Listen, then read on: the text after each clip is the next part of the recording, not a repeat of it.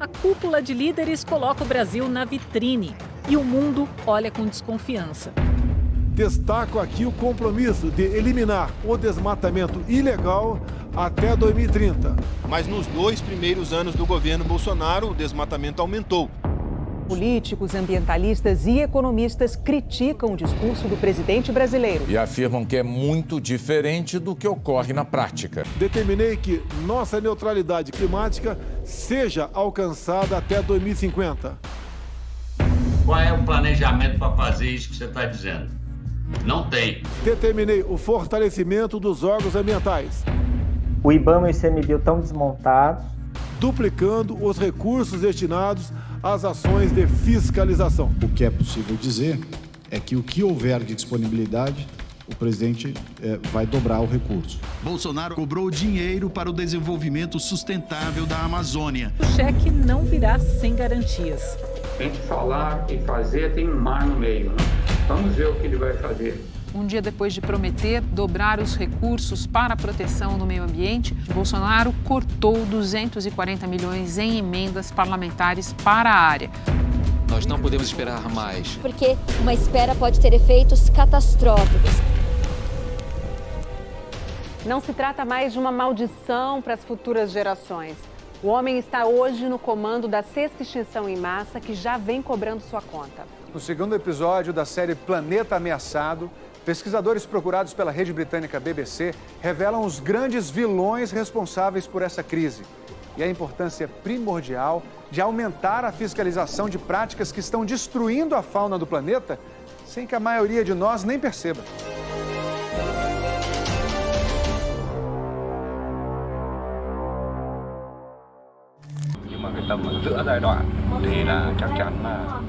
Os endinheirados fazem suas encomendas pela internet.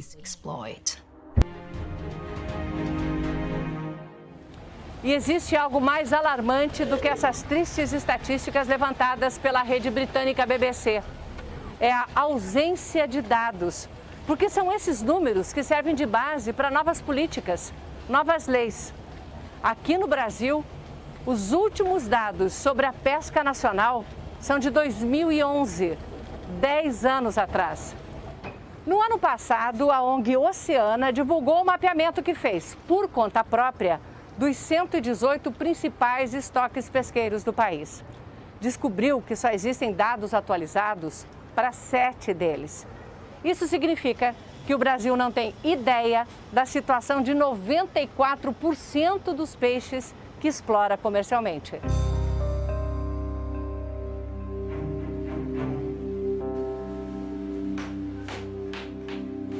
Os peixes a gente ainda costuma ver como alimento. Na verdade, eles são fauna. Uma fauna cada vez mais negligenciada. Em fevereiro, a gente mostrou aqui no Fantástico o estrago que a pesca de arrasto causa. Para cada quilo de camarão obtido, são varridos pelo menos mais 6 quilos de peixes e outros animais marinhos.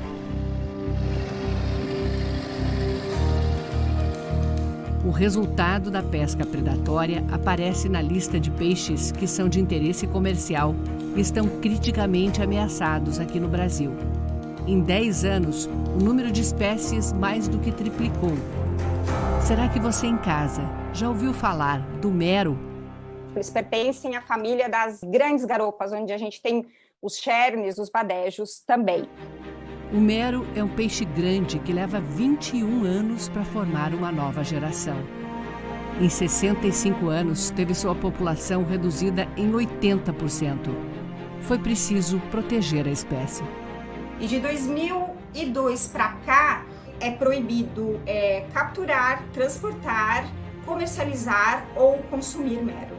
E a gente está há 19 anos nessa luta. Isso quer dizer que a gente ainda não conseguiu salvar uma geração de meros.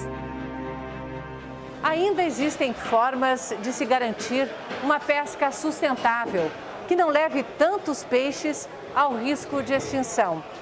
Estabelecer cotas, tamanho de captura, proteger o período de reprodução de cada espécie. Mas isso implica em pensar a longo prazo. E a ganância tem falado mais alto.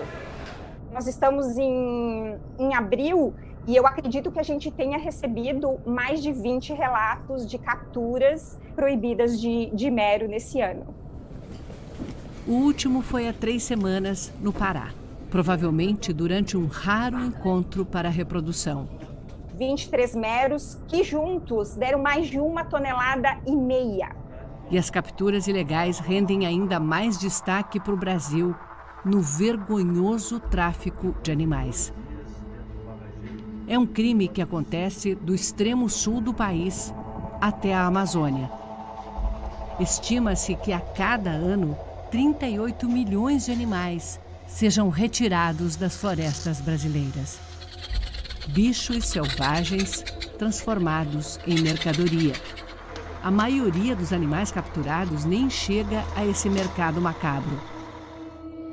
Mães são mortas porque tentam proteger os filhotes. Os filhotes morrem porque perdem a mãe. Outros não resistem ao transporte.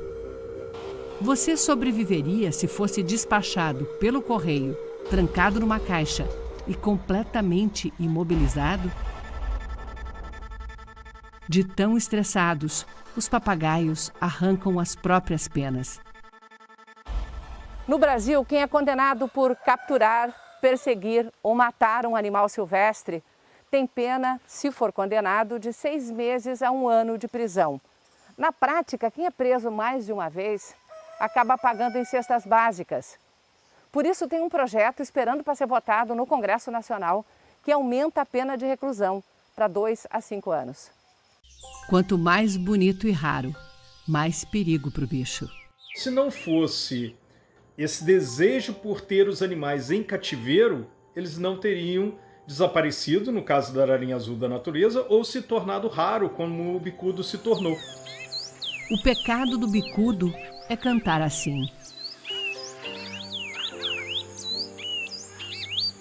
Ficou tão ameaçado que 3 universidades tiveram de se juntar para devolver a espécie para a natureza.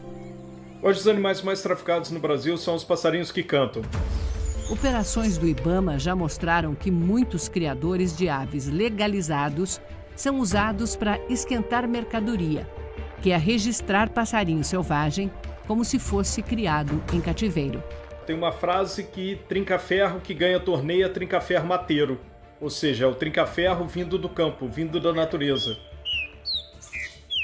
É importante que a população brasileira, o povo, entenda que um animal desse traficado, ele está sendo roubado de você, de mim, de todo mundo.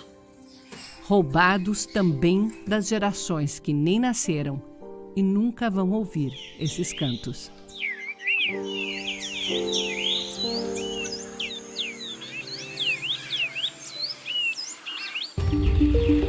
Domingo que vem, a invasão dos territórios selvagens e o risco de novas pandemias.